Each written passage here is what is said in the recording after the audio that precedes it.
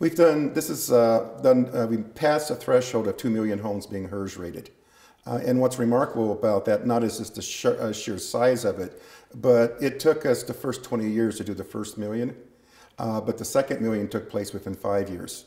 And so it shows that the market demand for this, builders like KB are embracing it, consumers are using it to make decisions. So it's representing just how this has become a force in the marketplace. And how will it help homeowners with appraisals on their home?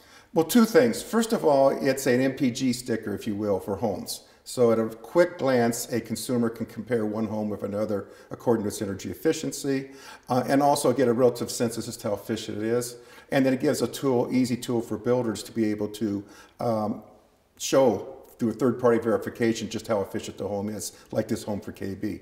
What it means for appraisers is that we are working on a portal to the appraisers so they can look up HERS index scores on homes they're appraising. So if they look, for instance, this address, they would find the HERS rating score for this home, when it was rated, and how much monthly savings. This will allow then for two things. One, it'll allow the appraisers to take the energy performance because the dollars you don't spend and utility bills you can put into the home.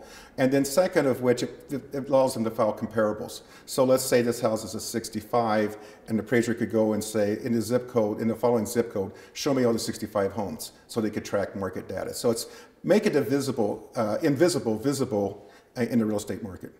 Would it also be able to be compared to a home, say down the street that was built in the 1960s of the same size? Absolutely. We have what we call the HERS index scale, which is like the MPG. Our reference is a 100, which is a home built in 2006.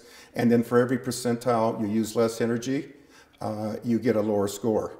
All the way down to 0, where the home produces as much power as it consumes. And then vice versa, for every point that it uses more energy than a home in 2006, it's an added point. So the Department of Energy, for instance, estimated a home built in the 1970s was a HERS index of 130.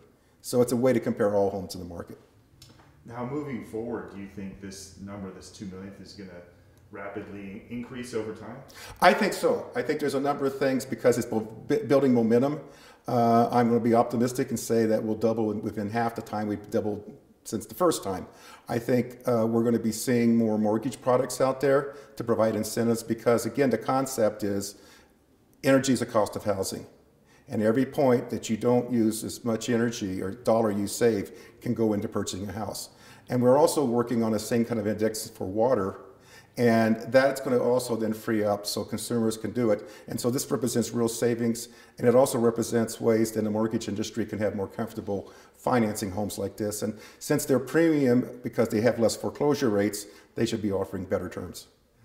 In terms of codes, the International Energy Conservation Code, which is the energy code for the United States, has an energy rating index option in the code.